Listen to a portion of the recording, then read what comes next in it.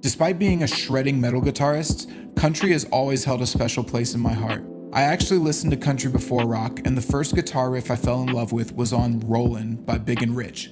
I've seen country artists come and go all my life, and so when I first heard Something in the Orange by Zach Bryan in mid-2022, my gut reaction was that it was just another plain country song from some random guy with a guitar. I've lived in the South and listened to country my whole life, and dudes with guitars singing about their sorrows are a dime a dozen, but it didn't take long for me to realize he was something much more significant. Within a few short weeks, Zach Bryan was being played everywhere, and seemingly everyone I talked to, family and friends alike, were active fans or had at least heard of him. Even though his massive 34-song album, American Heartbreak, didn't top the Billboard 200, by the end of the year it had sold over 700,000 copies and was the most streamed country album on Spotify. Something about his heartfelt vocal performance and natural guitar playing was striking a chord with the mainstream, and after decades of overproduced, overindulgent country pop, it felt like a breath of fresh air in a genre that had all but fossilized. In fact, the more I thought about it, Zach Bryan's music felt refreshing for all of music as a whole. The 2010s were defined by auto-tune, computer-generated trap beats, EDM, and poppy synth sounds. Even genres with real instruments like metal and alternative had developed a degree of production polish that had begun to feel nauseating, as if what you were listening to wasn't even played by a human, and in many of those cases, it wasn't. It wasn't so long ago that the entire rock community had collectively and ruthlessly teased Dragon Force for overproducing their guitar work in the studio, but suddenly that had become the norm. So in hindsight, one man with an old acoustic guitar was exactly what the music industry needed, and I was honestly happy to see it. Was this a sign that we'd be getting back to making authentic, genuine music with depth and purpose?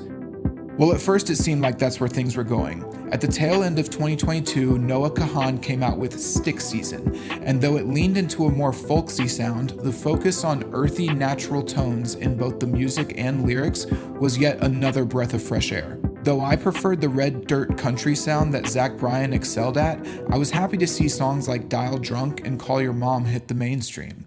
In August of 2023, Bryan cemented his place as a modern country legend with his self-titled album, Zach Bryan, which reached #1 on the Billboard 200 and won him a Grammy for Best Country Duo Performance with the song I Remember Everything, featuring Casey Musgraves.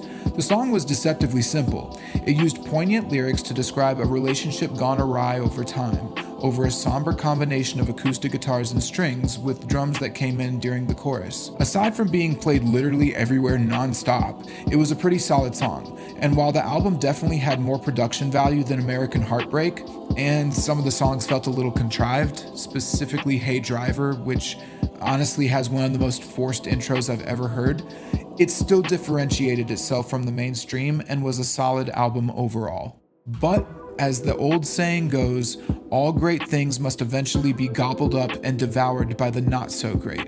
And so it was when Beyonce announced her quote-unquote country album, Cowboy Carter, and released Texas Hold'em in 16 Carriages. The first time I heard, "This ain't Texas, you can't hold 'em," I knew the good times were over. Hey guys, it looks like country music is getting popular again. Let's hop on that trend. Know any lyrics? Oh, well, I played Texas Hold'em once, and isn't Texas in the country? I think so, let's just roll with it.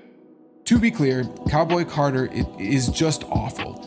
Aside from treating country music like a gimmick, both Texas Hold'em and 16 Carriages are weird, awkward portrayals of a billionaire trying to relate to the quote-unquote common folk, and the album as a whole is massively bloated and damn near unlistenable at times. Whether it was due to a complete disdain for the genre, a lack of awareness about why country music was blowing up, or just sheer unmitigated stupidity, Beyonce and her team completely skipped over the one thing that made this new wave of country work: authenticity. But like the settlers of old, the corporate pop conquistadors had found their next musical gold rush, and they were about to manifest destiny all over it. Today, in 2024, country music is a fad, and one that artists are happily capitalizing on. Take Post Malone, for example, a genre-defining artist who has collaborated with the likes of Taylor Swift, Travis Scott, Doja Cat, Future, Nicki Minaj, and Ozzy Osbourne.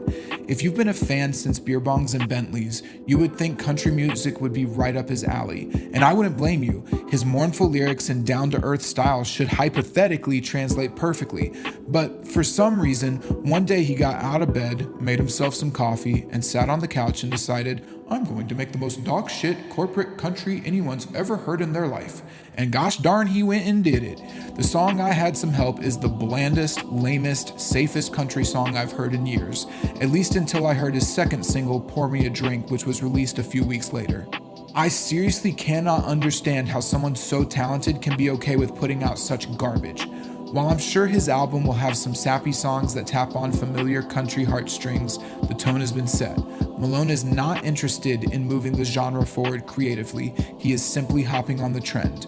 Then we have Falling in Reverse, a band that has had a massive resurgence recently, primarily due to singer Ronnie Radke having to explain to old rockers that backing tracks are necessary in modern music, of which he is totally correct, by the way. It must have been really nice getting famous before computers existed, but technology's here and fans expect a certain degree of quality at a show. But even Falling in Reverse have hopped on board with their recent song All My Life featuring Jelly Roll. The song is a mishmash of pop, metal, and country, and it has a fun music video, but it isn't particularly substantive. At least there's a harmonized guitar solo, that's the best I can give it. Not even producers are exempt. Marshmello, who had previously announced a metal album, has seemingly taken a detour down the dirt road with the song Miles on it, which is really just a pop song in disguise. These are just a few examples, but more are undoubtedly on the way. I'm sure it won't be long before Machine Gun Kelly, the king of cringe himself, attempts his next mediocre genre swap. He's already released a cover of Zach Bryan's song Son to Me, where he decided to brilliantly and creatively replace Bryan's somber and emotional guitar leads with a MIDI synth pad. Great job, Kelly. Way to take all the humanity out of the song and replace it with the same bullshit sound we've heard everywhere for the past decade. And so here we are, come full circle. The new wave of country, which was made in stark contrast and even defiance to the overproduced tractor pickup beer country, has led us right back to the same spot. That said, Zach Bryan's latest album, The Great American Bar Scene, was just released, and it is a great addition to his discography. With features from John Mayer and Bruce Springsteen, the album is sure to be a success, and I have to give him props for sticking to his sound and not falling into the tropes that everyone else happily leaps into. But while Bryan might not have any desire for country to slide backwards, part of me wonders if the genre is already in the process of leaving him behind. Many of the songs I just listed as examples of bad country music are massively popular and are outperforming most of Zach's new material. Now that the pop stars and record labels have invaded, it won't be long before country is so oversaturated with dirt that it blocks out the gold. However, I'd like to think that the people who fell in love with the authenticity of Zach Bryan and Noah Kahan's music will also recognize the lack of authenticity that led them there in the first place. Thanks for listening, and keep your standards high, everybody. Peace.